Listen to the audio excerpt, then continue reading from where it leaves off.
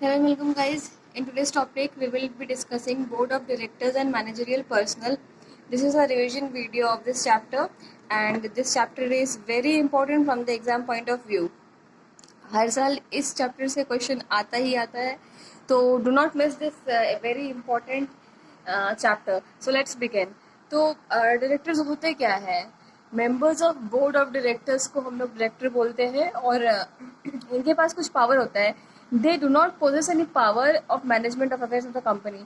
तो ये management of affairs का पावर तो इनके पास नहीं है, लेकिन ये डिसीजन मेकिंग में हिस्सा लेते हैं. तो कंपनी खुद का डिसीजन तो खुद नहीं ले सकती, तो उसके लिए कंपनी के जो डिसीजन है वो दो पार्ट में डिवाइडेड है. एक की शेयर होल्डर्स डिसीजन लेंगे और दूसरा बोर्ड ऑफ डायरेक्टर्स डिसीजन लेंगे. तो ये दो हिस्सों में कंपनी का पावर डिवाइडेड है. Now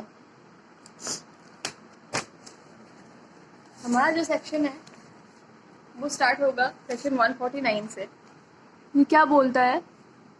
minimum numbers of director required. तो एक कंपनी में कम से कम कितने डायरेक्टर होना चाहिए? ओबीसी कंपनी में 1, प्राइवेट में 2, पब्लिक में 3. लेकिन यहाँ पर गवर्नमेंट और सेक्शन 8 कंपनीज एक्सक्लूड किया गया है इस लिस्ट से. मैक्सिमम डायरेक्टर एक कंपनी में कितने हो सकते हैं? 15. और अगर कोई कंपनी को 15 डायरेक्टर से ज़्यादा करना है तो उसको वो अपने इस नंबर को इंक्रीज कर सकते हैं by passing special resolution. Then section 149(1) women director. तो सेक्शन 149(1) वुमेन डायरेक्टर के बारे में बोलता है. तो कौन से कंपनी में वुमेन डायरेक्टर का होना ज़रूरी है? लिस्टेड कंपनी, पब्लिक कंपनी जिसका टर्नओवर जो पेड अप शेयर कैपिटल जो है वो 100 करोड़ या मोर देन 100 करोड़ है. पब्लिक कंपनी जिसका टर्नओवर जो है इट इज़ इक्वल टू और more then 300 crore. In that case उन कंपनी को एटलीस्ट 1 वुमेन डायरेक्टर अपॉइंट करना है. अगर कंपनी में कोई वैकेंसी हो रहा है तो उसको फिल करना पड़ेगा latest by the whichever is later 3 months या फिर नेक्स्ट बोर्ड मीटिंग. इसमें से जो भी लेटर है उस डेट तक एक वुमेन डायरेक्टर को का जो वैकेंसी है उसको फिल करना पड़ेगा. और इन केस अगर आपका कोई न्यू कंपनी है इन दैट केस आपको 6 महीने के अंदर एक वुमेन डायरेक्टर इंक्लूड करना पड़ेगा अगर आप ये क्राइटेरिया को मीट कर रहे हैं तो. नेक्स्ट सेक्शन 149(3) रेसिडेंट डायरेक्टर के बारे में बोलता है. ये बोलता है कि every company should have at least 1 resident director who stage in India for equal to और more than 182 days during financial year. ये क्यों है? क्योंकि अगर कंपनी को इमीडिएटली अगर कोई डिसीजन लेना होगा या फिर किसी को कंप्लाई करना पड़ेगा तो वो किसको कांटेक्ट कर सकता है? कोई ऑफिसर. तो वो रेसिडेंट डायरेक्टर को कांटेक्ट कर सकता है जो कि इंडिया में मौजूद है.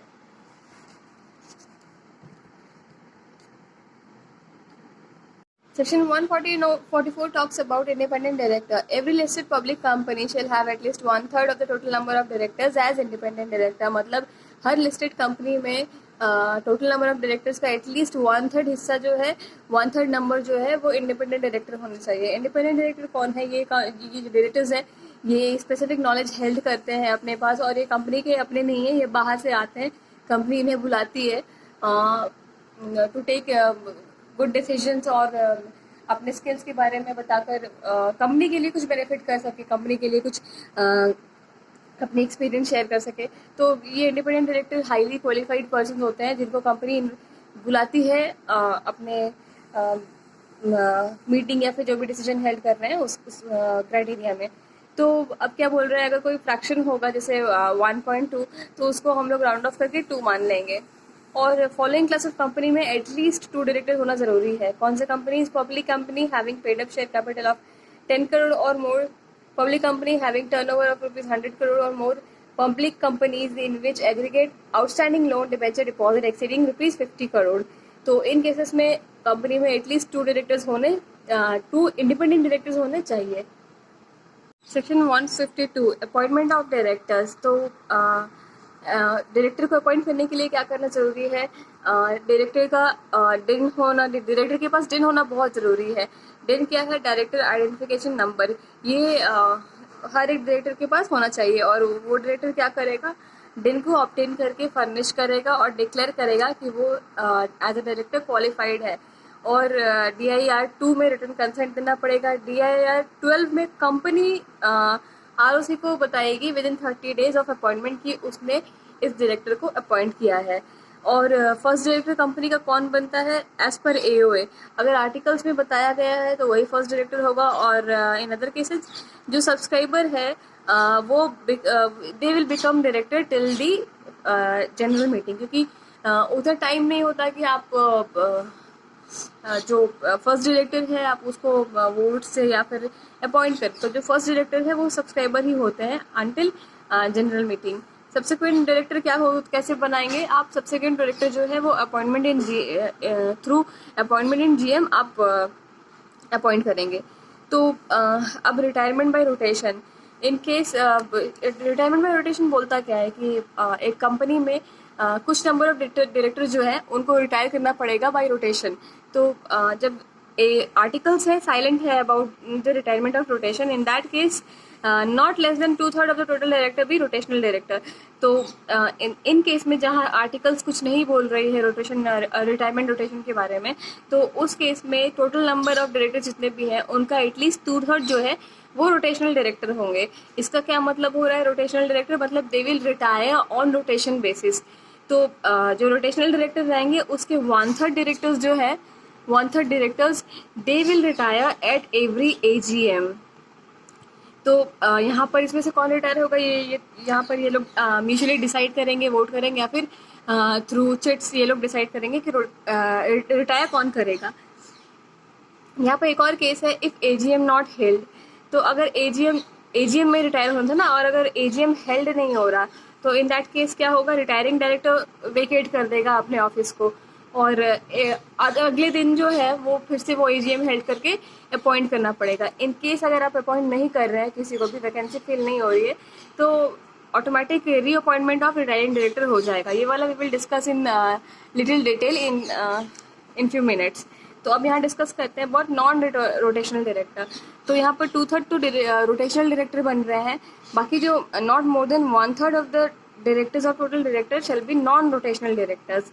1/3 नॉन रोटेशनल होंगे, और ये अपने ऑफिस को टिल द टेन्योर, अपना जो टेन्योर होता है 5 years का, वो कंप्लीट करेंगे, ये रोटेट नहीं करेंगे। और बहुत इंपॉर्टेंट बात, इसमें हम लोग इंडिपेंडेंट डायरेक्टर्स को इंक्लूड नहीं करेंगे। क्यों? क्योंकि आप इसको, जो इंडिपेंडेंट डायरेक्टर है, इसको कंपनी के बाहर से बुला रहे हैं, ये काफ़ी हाईली स्किल्ड पर्सन है, तो आप इनको नहीं बोल सकते कि आप रिटायर कर जाइए। Section 152(7) vacancy in case of retirement. तो रिटायरमेंट के केस में आप कैसे वो वैकेंट स्पेस को फिलअप कर सकते हैं? By reappointment of retiring director, appointment of other director, या फिर resolution passed not to fill the vacancy. तो इन तीन केसेस अराइज कर सकते हैं। If none of this happens, तो AGM एडजर्न हो रहा है फॉर द नेक्स्ट डे। तो अगर अगले दिन भी वैकेंसी को आप फिल नहीं कर रहे हैं तो ऑटो रीअपॉइंटमेंट हो जाएगा, ऑटोमेटिक रीअपॉइंटमेंट हो जाएगा ऑफ द रिटायरिंग डायरेक्टर। लेकिन एक्सेप्शंस क्या क्या है? कौन से केसेस में रिटायरिंग डायरेक्टर को आप रीअपॉइंट नहीं कर सकते? इन केस रिजोल्यूशन आपका फेल हो रहा है, या फिर वो रिटायरिंग डायरेक्टर अपना अनविलिंगनेस एक्सप्रेस कर रहा है नॉट टू बी रीअपॉइंटेड, या फिर वो डिसक्वालीफाइड है, और else resolution is required for reappointment, और रिजोल्यूशन नहीं बना वहाँ पे, या फिर अंडर सेक्शन 162। तो जहाँ पर 162 एक्सप्लेन करता है कि जहाँ पे इंडिविजुअली वोट करके रीअपॉइंटमेंट होगा या अपॉइंटमेंट होगा। Then section 160, right of person other than retiring director to stand for directorship. तो कौन कौन डायरेक्टरशिप के लिए अपना नाम दे सकता है? अ पर्सन जो कि रिटायरिंग डायरेक्टर नहीं है, वो एलिजिबल रहेगा for the appointment to the office of director at any GM if he or some member intended to propose him as director has। तो जिसको डायरेक्टर बनना है अदर देन रिटायरिंग डायरेक्टर, तो उनको क्या करना पड़ेगा? एटलीस्ट 14 days के पहले उनको at registered office of the company एक नोटिस लिखना पड़ेगा in writing signifying his candidature as a director, और फीस भी जमा कराना पड़ेगा along with deposit of ₹1 lakh. तो कुछ प्रोविजन है यहाँ पर, इंडिपेंडेंट डायरेक्टर और पर्सन रिकमेंडेड बाय NRC या फिर पर्सन रिकमेंडेड बाय बोर्ड, इनके लिए क्या क्राइटेरिया है? तो इनको 14 days पहले नोटिस भेजना पड़ेगा, और इनके लिए कोई डिपॉजिट रिक्वायर्ड नहीं है, कोई डिपॉजिट देने की ज़रूरत नहीं है। और 2 केसेस में जो डिपॉजिट डायरेक्टर दे रहे हैं वो रिफंडेबल है। ये केसेस क्या है? OR पास हो रहा है और जो पर्सन है वो इलेक्ट किए जा रहा है एज अ डायरेक्टर, या फिर vote in favour is more than 25% of total votes cast against them. तो या तो वो डायरेक्टर बन जा रहे हैं ओवर पास होके, या फिर जो उनके फेवर में वोट है वो 25% से ज़्यादा है of the total votes cast. और सेक्शन 160 जो है it is not applicable to private company. Section 8 company जहाँ पे आर्टिकल प्रोवाइड करती है फॉर इलेक्शन थ्रू बैलेट्स, या फिर गवर्नमेंट कंपनी जहाँ पर paid up share capital held by state या फिर सेंट्रल गवर्नमेंट 100% का यहाँ पर हेल्ड है बाय सेंट्रल और state governments. Now as we have seen that director बनने के लिए डायरेक्टर के पास DIN होना बहुत ज़रूरी है। तो इसके लिए सेक्शन 153 में अप्लाई कर सकते हैं for allotment of DIN to central government in form DIR-3 along with fees. तो इसमें क्या क्या अटैचमेंट लगेगा? Photo, ID proof, address proof, board resolution and sign. Then under section 154 CG allot करेगी DIN to director within 1 month from the receipt of application. तो application मिलते मिलते 1 महीने के अंदर में सेंट्रल गवर्नमेंट अलॉट कर देगी DIN, अगर सब कुछ वैलिड है और वेरीफाइड है। Then section 155 prohibition to obtain more than 1 DIN। ये सेक्शन बोलता है कि एक से ज़्यादा DIN नहीं होना चाहिए कोई भी डायरेक्टर के पास। Section 156 says that every existing director shall within 1 month of receipt of DIN from central government. तो यहाँ पर अगर एग्जिस्टिंग डायरेक्टर को DIN मिल रहा है तो 1 महीने के अंदर 1 month of receipt of DIN उसको इन्फॉर्म करना पड़ेगा। डायरेक्टर इंटीमेट करेगा about DIN to all the companies in which he is director, to all companies in which he is director.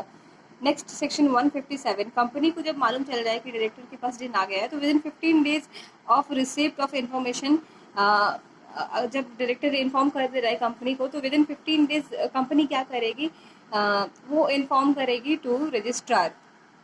Rule 12 tells us about changes to be intimated by individuals. तो अगर कोई change आ रहा है तो वो उसको inform करना पड़ेगा बाय द इंडिविजुअल। रूल 12 पे क्या बोलता है? Director to do EKYC annually. तो डायरेक्टर को एनुअली EKYC अपना अपडेट कराते रहना पड़ेगा। नाउ सेक्शन 158 ये क्या बोलता है? Obligation to indicate DIN while furnishing any return information और पर्टिकुलर्स। तो जब भी कोई रिटर्न इन्फॉर्मेशन या पर्टिकुलर्स फाइल कर रहा है डायरेक्टर तो वहाँ पे उसका ऑब्लिगेशन है टू इंडिकेट DIN, वहाँ पे उसको DIN भी दिखाना पड़ेगा। Causes of cancellation of DIN, तो अब किस किस केसेस में DIN को कैंसिल कर दिया जाएगा या फिर सरेंडर कर दिया जाएगा?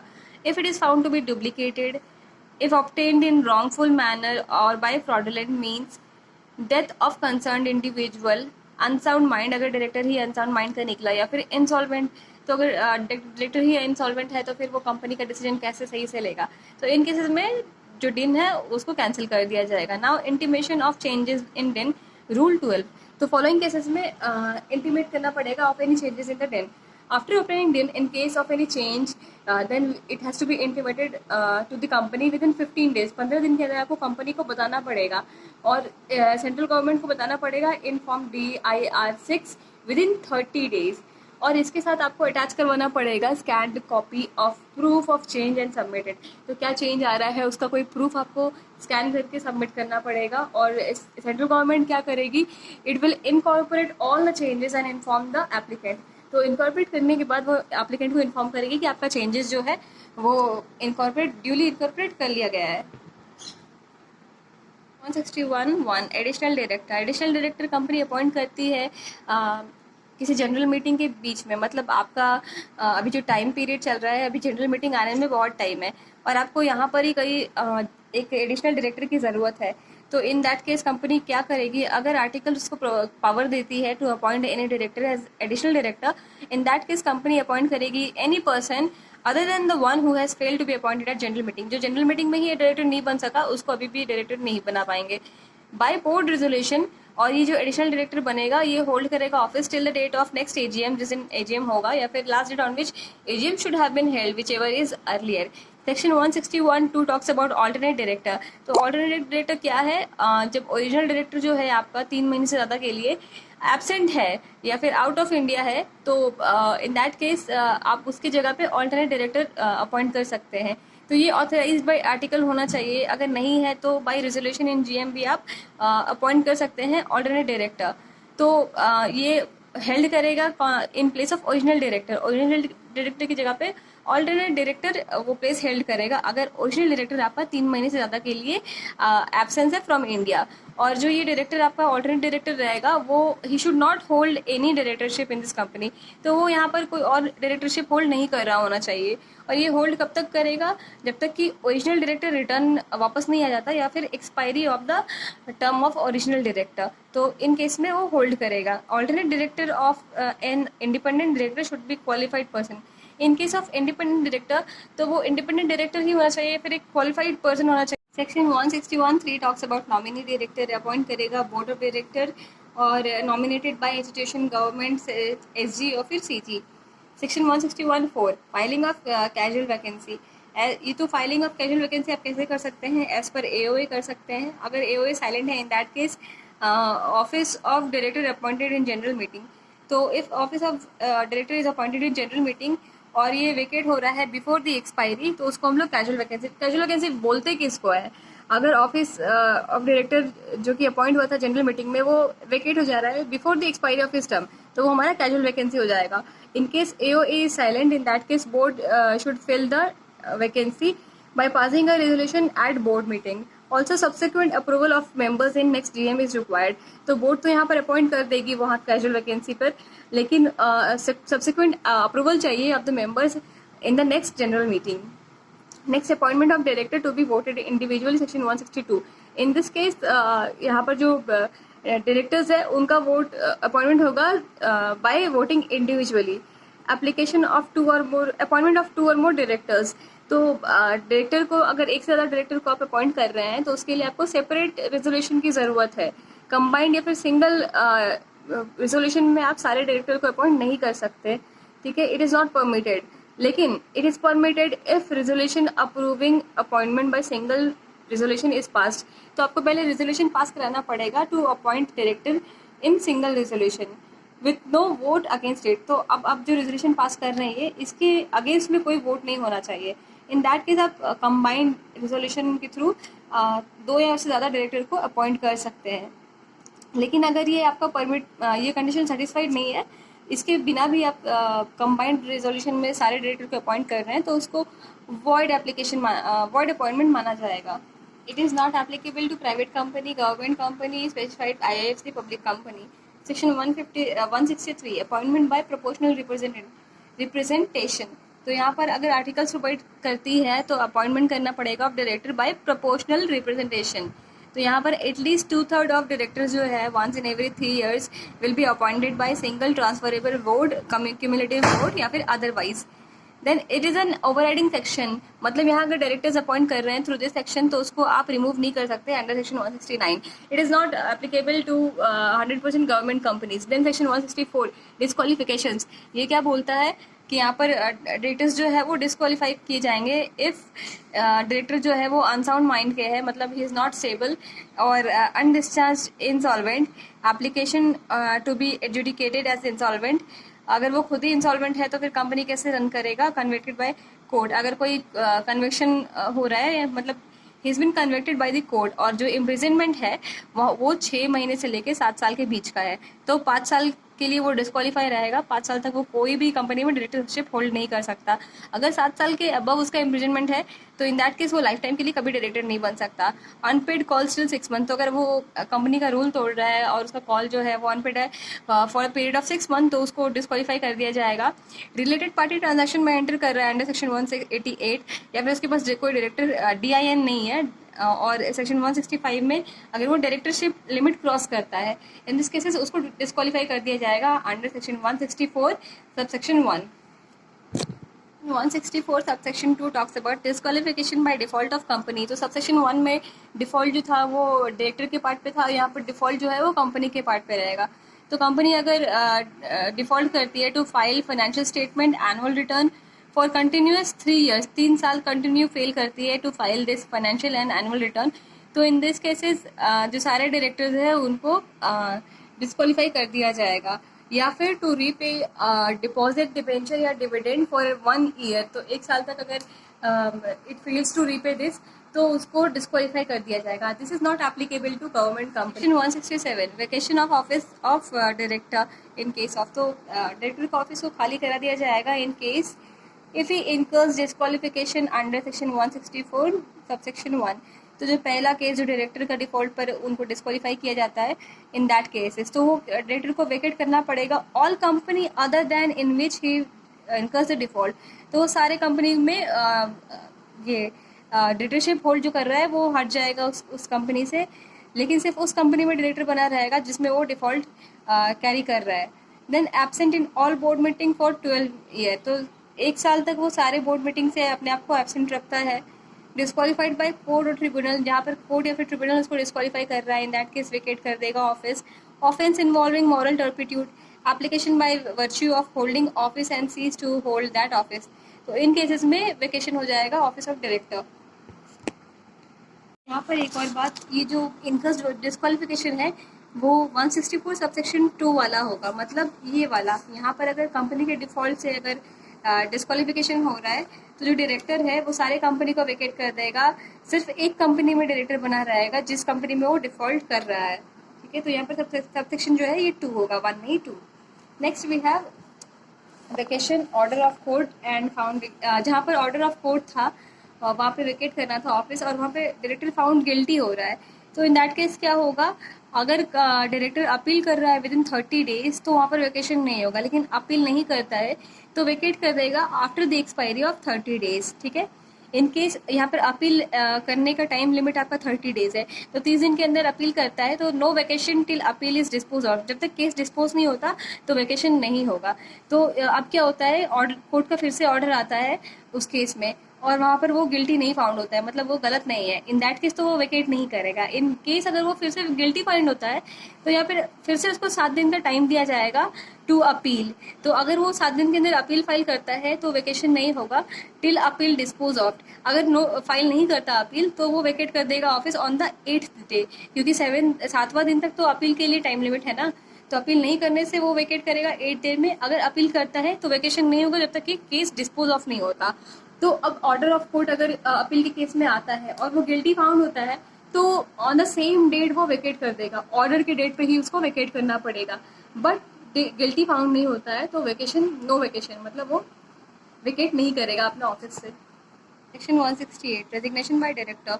तो एक डायरेक्टर अपने ऑफिस से रिजाइन कर सकता है by giving notice in writing to the company and board shall take note and after that the company should intimate ROC in DIR 12 and display on company's website. तो company को after taking the notice of the resignation, it should intimate it to ROC in DIR 12.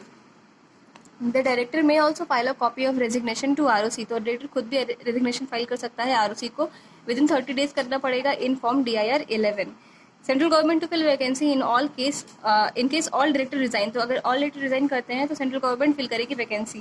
And director who has resign be liable for offences offer during his tenure. तो उसके tenure के दौरान अगर कोई offence हुआ होगा तो उसके लिए वही डायरेक्टर रिस्पॉन्सिबल होगा even after resignation. Section 169 removal of director. A company में also by ordinary resolution remove a director before expiry of his term after giving reasonable opportunity of being heard. तो director appointed under section 163 can't be remove by OR. तो 163 में जो हम लोग पढ़े थे वहाँ पर हम लोग रिमूव नहीं कर सकते OR से, लेकिन अदर केसेस में कंपनी रिमूव कर सकती है director before the expiry of the term.